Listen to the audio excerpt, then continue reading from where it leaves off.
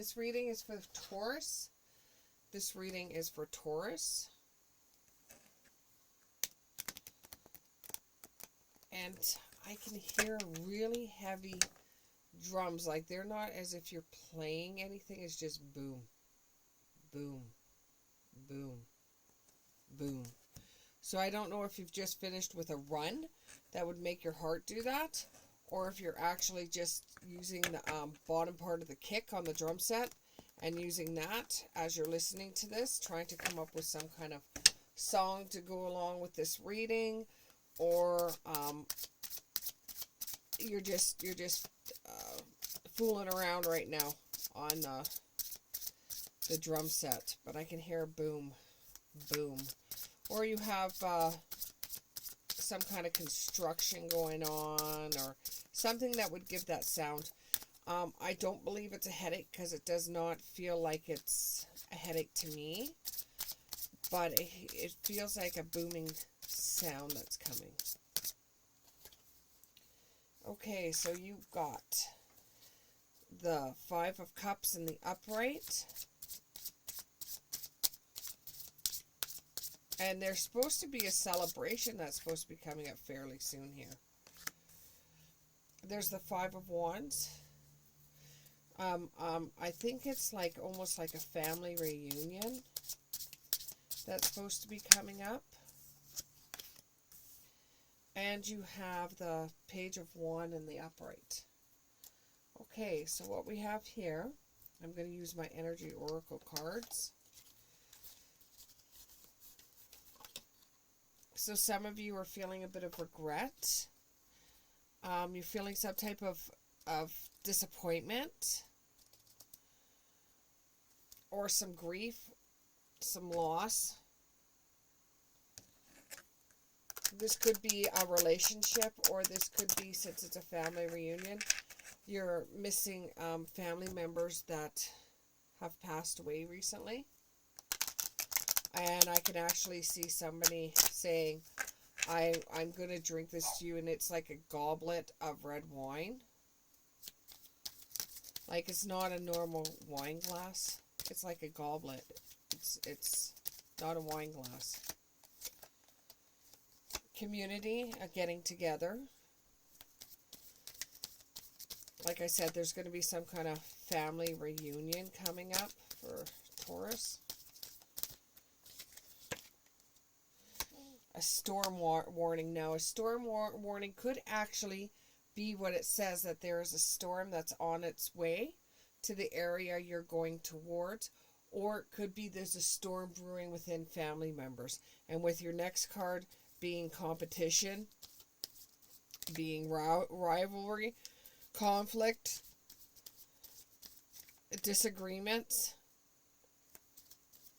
and tension, I'm beginning to think that there's tension and disagreements in the family. I don't know what conspired from somebody that passed away. I don't know if there was a will left and people were upset because they thought they were going to receive something from the will and received nothing, and they don't understand why the people that did receive something received it. But somebody has got to be an angel in the situation to give some sort of balance between the two sides. And just, knock it on the head and give it a rest. Because how in the hell are you guys all going to come together as a family if somebody doesn't be the hero of it and say, enough's enough. Let's get over this. Auntie, or I think it's Auntie, wouldn't like us fighting about this anyways. Or maybe she would. I see her with curly hair. Glasses that were so thick you thought they were pop bottoms. She was short, but she always kind of tilted her head up to see all you tall ones. And she was always in everybody's business, and she was really, really thin and fragile. I don't know if she passed around 60, 65.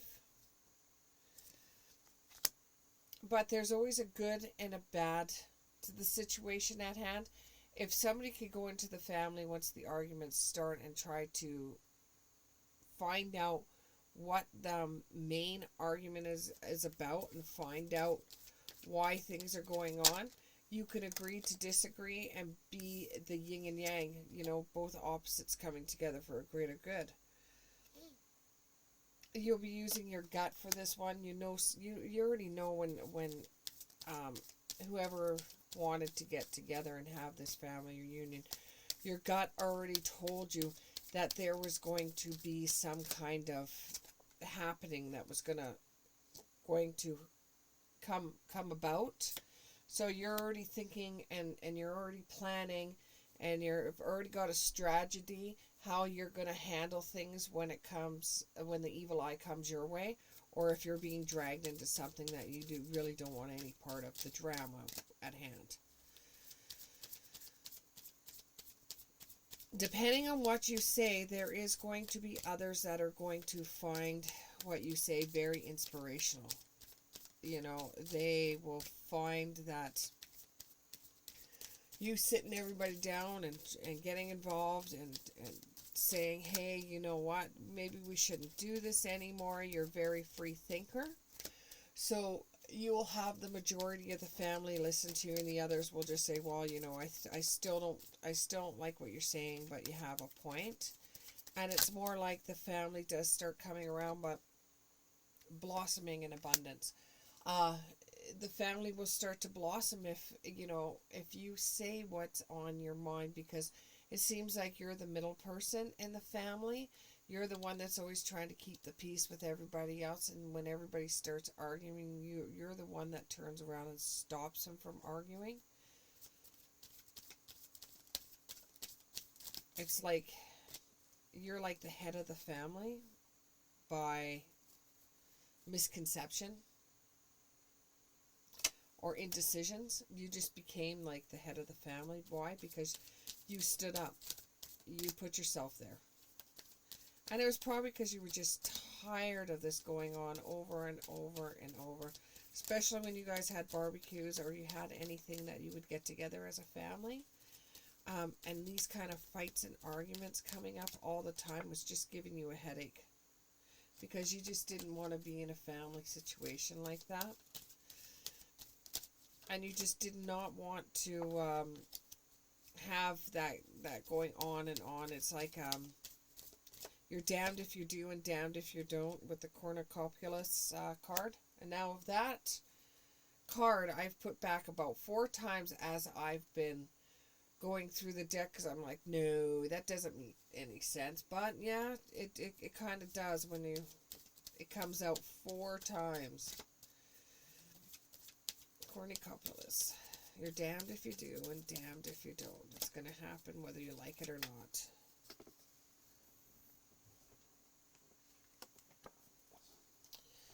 You're going to try to say you're all tied up. You're going to try to get out of it.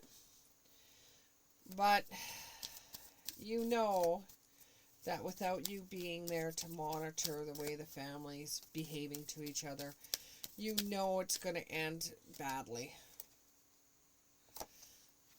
The World card, you could be the one that opens the door to so much more for your family. But you got a lot of anxiety going there, because this is not your thing. You don't want to be the head of the family. You don't want to be the one that turns around and says to them, hey, smarten up. You know, you're really having stomach problems now over this, and you're thinking, well, I really don't want to do this. But it's going to be brighter if you do. You have a way of talking to people for them to listen to you. You're the thinking man, or you could be a woman, but I'm getting that this is a masculine energy. It's like you and your family are like the head family, the head group of family. And you're the one that brings out all the possibilities that could come about it, or you try to bring new possibilities to the table, or you bring new outcomes to the table. You're not attached to any one person in the family, so they can never say that you're taking one side over another, because you're not attached to any one family grouping.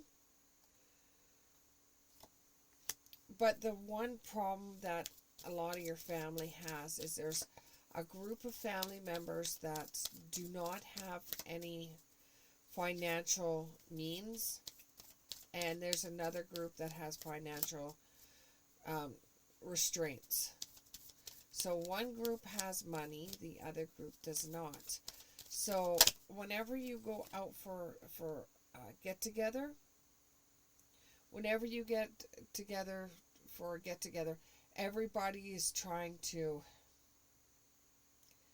I don't know, with the first chakra, the Archangel Michael, it's like everybody is trying to have a pissing contest. My life is so much worse than yours, and it's because there's a big dollar sign where everything's involved, where you have the people that do have money saying my life is worse than yours because I have to deal with other people's finances, or I have to deal with criminals, or I have to deal with such and such.